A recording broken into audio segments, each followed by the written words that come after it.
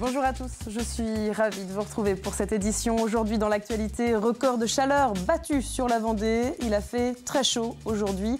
Petits, plus âgés et professionnels du bâtiment ont donc dû s'adapter, vous le verrez. Opération séduction pour la Fédération de la chasse. Elle lance le permis à 0 €. L'objectif est de retrouver des adhérents. Enfin, le festival de poupées se prépare à 2 jours de l'arrivée des artistes et du public. C'est la salle de spectacle à ciel ouvert qui s'installe. Ce mardi 30 juin restera dans les annales. On a battu des records de chaleur. Il a fait plus de 37 degrés à Saint-Gemme-la-Plaine et à Fontenay-le-Comte. Il faut d'ailleurs remonter en 1976, l'année de la grande sécheresse. Alors vous le voyez sur la carte, ailleurs sur le département, les relevés de Météo France montrent également des températures très élevées. Il faut savoir que ce sont les chiffres de 16 heures et que les relevés pouvaient encore monter.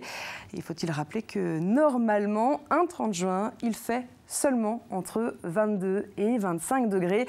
Alors face à ces chaleurs exceptionnelles, dispositif exceptionnel, dans les maisons de retraite ou dans les accueils des tout-petits, l'hydratation devient alors une priorité et tous les moyens sont bons, comme a pu le constater Pierre Dalicieux. Donc ici, nous sommes dans le salon du bas, vous voyez, avec une climatisation donc mobile. Ce matin, dans cette EHPAD, la température est plutôt agréable, entre 22 et 25 degrés selon les pièces, en partie grâce aux rideaux fermés. Des fortes chaleurs qui vont jusqu'à modifier les menus. Le chef, lui, a déjà sa liste d'ingrédients, une liste bien précise et imposée. On a des consignes de la diététicienne, donc plus des fruits, comme on disait tout à l'heure, des entrées froides et le potage, parce qu'il y a toujours un potage midi et soir, s'ils veulent, dont une trempine, donc vin rouge avec de l'eau, du pain et du sucre, mais très peu de vin rouge et bien frais. Bonjour Madame Ferré, vous allez bien ? Dans les étages, la directrice vérifie que chaque résident boit régulièrement. Pour ce public qui bien souvent ne ressent plus la soif, il n'y a qu'une solution. On leur demande donc de prendre un verre d'eau devant nous, ou on leur propose, parce que la plupart du temps ils sont dans des fauteuils, donc ils ne peuvent pas forcément se servir seuls, et on leur propose de boire, donc et on attend qu'ils aient bu devant nous, pour être sûr qu'ils s'hydratent. Ben oui, c'est très important.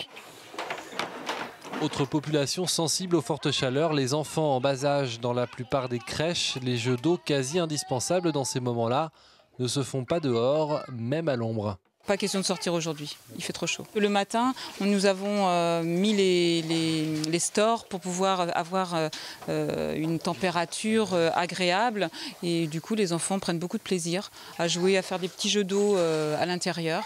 Demain, les températures devraient redescendre un peu mais resteront élevées, tout comme la vigilance dans ce type d'établissement. Et les personnes fragiles ou sensibles ne sont pas les seules à devoir s'adapter. C'est le cas aussi pour les salariés du bâtiment. Avec ces chaleurs, les entreprises ont dû aménager leurs horaires. Exemple sur ce chantier au Brousil avec Grégoire de Châtillon.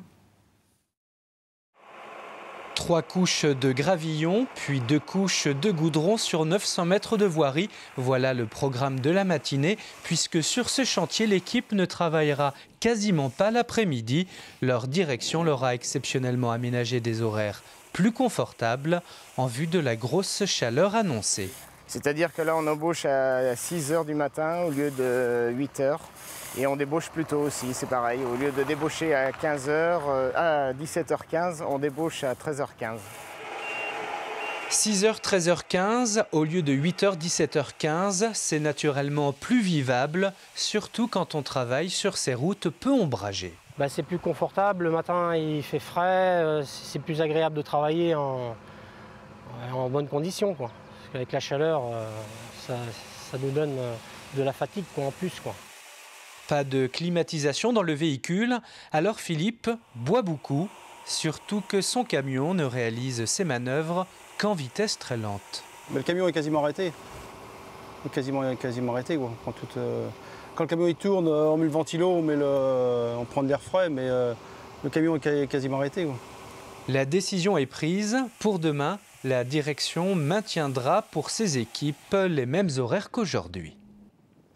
En effet, demain, il fera encore très chaud et même très lourd. Des averses orageuses sont d'ailleurs à prévoir. Jeudi, ce sera la même chose. Un temps instable le matin avant le retour d'un grand soleil l'après-midi. Et vendredi, nouvel épisode caniculaire avec des températures qui dépasseront les 35 degrés.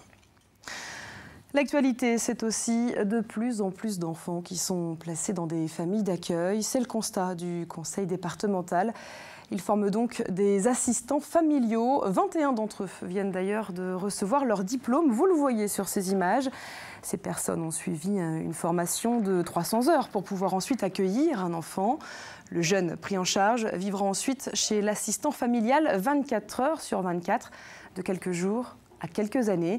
Aujourd'hui, le département compte 417 assistants familiaux, un chiffre qui augmente pour répondre à la situation en constante évolution, comme le souligne le président du conseil départemental. Beaucoup d'enfants accueillis, plus de 1400 en 2014, à qui il faut essayer de donner le plus de chances pour leur avenir, au travers de ce placement, au travers des maisons d'accueil que l'on a. On travaille tous en partenariat parce que la volonté, c'est quand même d'aider ces jeunes, ces enfants, ces ados à pouvoir faire leur vie comme s'ils étaient dans leur contexte familial initial et dans les meilleures conditions possibles. La préfecture et les sous-préfectures de Vendée se modernisent. Une inauguration s'est d'ailleurs déroulée il y a quelques jours sur le site de La Roche-sur-Yon. Ici, de nombreux travaux d'accessibilité et de sécurité ont été réalisés. À Fontenay-le-Comte, la sous-préfecture va quant à elle devenir le siège de la Maison de l'État. Au Sables-d'Olonne, l'implantation territoriale déménage pour se rapprocher du centre-ville. L'objectif est surtout de s'adapter à l'évolution des citoyens. Les sites seront donc progressivement dotés d'équipements informatiques. On écoute le préfet du département à ce sujet. J'étais très fier aujourd'hui, avec la présence de représentants de l'administration centrale, du ministère de l'Intérieur, de pouvoir montrer à nos concitoyens que l'État se modernise, qu'il le fait avec le souci des deniers publics, avec le souci de l'économie de moyens financiers, tout en restant plus que jamais ancré dans les territoires. Nous démontrons par ces opérations que l'on peut rationaliser, mieux utiliser l'espace disponible, donc faire des économies à la fois sur les infrastructures, mais aussi sur les coûts de fonctionnement, et améliorer la qualité d'accueil des usagers et la qualité de travail des agents. Ces chiffres à présent, la Fédération de la chasse compte aujourd'hui 16 000 chasseurs. En 15 ans, elle a perdu 20% de ses effectifs. La Fédération vendéenne lance donc le permis à 0 €. Elle espère ainsi doubler le nombre de nouveaux chasseurs chaque année. À cette occasion, Samuel Grasset a suivi l'une des séances du permis. Dans 2 semaines, ces 20 candidats tenteront de décrocher leur permis de chasse. Un examen théorique avec une série de 10 questions, dont une éliminatoire sur la sécurité, mais aussi sur la réglementation, la reconnaissance des espèces. Place ensuite à la pratique. Il s'agit d'expliquer aux candidats les procédures à suivre pour charger, décharger une arme, franchir un obstacle, puis de tester leurs attitudes face à une cible potentielle. Le moindre geste est scruté de près. Si je juge que mes canons doivent être là, c'est là. Si je juge que c'est cette direction. C'est très rigoureux, hein. C'est vraiment axé en priorité sur la sécurité. C'est des formations qui sont faites avant tout pour ça. Donc comme je dis, on est là pour former des chasseurs, pas forcément des tireurs. Donc voilà, et on doit, si on veut pouvoir pratiquer notre loisir en toute sécurité, pour les chasseurs comme pour éventuellement les promeneurs, rappeler ces consignes de sécurité. Chaque année en Vendée, ils sont entre 250 et 300 à passer leur permis de chasse. Parmi eux, encore peu de femmes, quelques nouveaux retraités et beaucoup de jeunes de 16 à 25 ans, poussés par leur famille et leurs amis. Mon père aussi a passé son permis de chasse, donc c'est pour pouvoir chasser avec lui. Et il y a mon grand-père aussi, donc pour quand je vais chez lui, pouvoir chasser. J'ai beaucoup d'amis qui chassent, donc je les ai déjà accompagnés plusieurs fois. Et c'est vrai du fait aussi qu'il y a moins en moins de gens à chasser. Donc c'est important aussi. En 10 ans, le nombre de permis validés dans le département est passé de 20 000 à 16 000. Une baisse de 20% que la Fédération de chasseurs veut stopper, avec son permis à 0 € pour les nouveaux chasseurs. Une expérimentation lancée dans 4 autres départements, la Haute-Vienne, la Corrèze, la Charente et la Nièvre. La première année, c'est vrai que ces départements-là ont doublé, voire plus que doublé le nombre de personnes qui passent leur examen du permis. Donc on copie un petit peu ce qui a déjà été fait dans ces derniers départements pour essayer un petit peu de remobiliser les troupes, on va dire, dans nos campagnes. Cette opération permis à 0 € devrait entrer en vigueur en janvier prochain. Le coût de la formation, de l'inscription au permis et l'assurance de la première année seront entièrement pris en charge. La fédération cherche pour le moment à trouver des territoires de chasse pour accueillir ces nouveaux adhérents. Un mot pour vous donner des nouvelles de Thomas Coville. Le skipper navigue sous les couleurs de l'entreprise vendéenne Sodebo et son bateau vient d'être remis à l'eau après un long chantier. En novembre dernier, le trimaran avait percuté un cargo dans les premières heures de la route du Rhum, obligeant le navigateur à abandonner. Et les couleurs de Sodebo devraient donc rapidement flotter à nouveau sur les mers du monde. Le Festival de poupées ouvre ses portes dans 2 jours. L'édition 2015 débutera notamment avec Yannick Noah, qui affiche d'ailleurs complet. En revanche, il reste encore des places pour certaines grandes têtes d'affiche, notamment pour le concert de Bob Dylan ou le spectacle de Kev Adams. Mais avant l'arrivée des artistes et du public, ce sont les équipes techniques qui entrent en scène. La preuve ce mardi sur le site de Saint-Malo-du-Bois. Grosse journée en perspective pour les bénévoles du Festival de poupées, avec l'assemblage et l'élévation du grill scénique, équipement indispensable pour lumières et décors. On est prêts ? 3, 4 ! Et là, on a prévu 2 jours, donc aujourd'hui et demain. Après, là, c'est peut-être le plus dur, puisqu'il faut monter tout le grill, toute la base. Après, demain, c'est plus lumière et son. Je suis toujours volontaire pour le montage parce que c'est sympa. En plus, les prestataires, on les connaît relativement bien. Donc on sait à peu près ce qu'il faut faire. Bien sûr, tout ce qui est technique, c'est eux qui le font. Tout ce qui est un peu dangereux, c'est eux aussi qui le font. Plus haut dans les gradins, Pierrot et 2 camarades sont en charge du nettoyage avant et pendant le festival. Un rôle clé qui participe au succès de l'événement. Mon rôle, il est de nettoyer les lendemains de fête, forcément, tous les matins à partir de 8 h jusqu'à 10 h, 10 h 30. Tout le monde qui a un peu à nettoyer. Et puis autrement, c'est d'entretenir le site, c'est-à-dire au début de l'année, enlever les feuilles. Nous, on n'a pas de limite de temps. On vient là spontanément, c'est-à-dire quand le travail nous attend, on vient spontanément le faire. Nettoyage, restauration, bar, parking. Pour tous ces postes, il faut du monde. Cette année, 700 bénévoles s'investissent à leur manière dans la folle machine de Philippe Mindron. Philippe, il nous montre toujours ça. Alors bon, on participe, on continue, quoi. Son envie, puis nous, on suit, quoi. Bien sûr, on est comme lui. Il entraîne une bande de fous avec lui. Et puis nous, on en fait partie, quoi.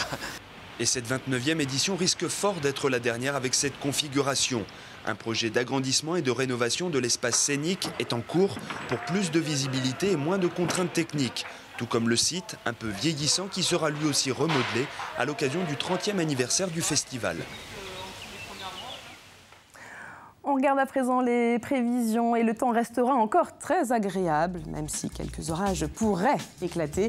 Côté température, il fera donc encore très chaud avec un thermomètre qui affichera plus de 30 degrés par endroit. La météo complète, c'est dans un instant avec Armelle Pavageau. C'est la fin de ce journal. Merci à vous de l'avoir suivi. À partir de demain et chaque soir de l'été, désormais, vous retrouverez Samuel Grasset. C'est pourquoi. Avant de refermer cette édition un peu spéciale pour moi, il faut bien le dire, je tenais à vous remercier. Merci pour ces 7 années de journal. J'ai été ravie de passer toutes ces soirées en votre compagnie, à découvrir avec vous l'actualité vendéenne. Merci également à vous de m'avoir accueilli sur le terrain pour les éditions spéciales, en dehors des studios ou pour les tournages des reportages. Je voulais également remercier toutes les équipes de TV Vendée. Je pense d'abord à mes collègues, les JRI, les journalistes reporters d'images, ceux qui vous filment, qui vous interviewent, qui vous embêtent parfois avec leur caméra. Mais sans eux, pas de reportage et donc pas de journal. Merci également à l'équipe technique, celle qui cadre sur les plateaux, qui monte, qui crée, qui réalise. Merci aussi à tous ceux qui se trouvent en régie chaque soir derrière moi. Mon rédacteur en chef qui me parle dans l'oreillette, les réalisateurs et toutes les petites mains sans qui rien ne serait possible. Alors de près ou de loin, sur le terrain ou derrière l'écran, merci à vous tous. Alors avec beaucoup d'entre vous, nous avons vu naître TV Vendée, nous l'avons fait grandir. Je vous laisse désormais en prendre soin.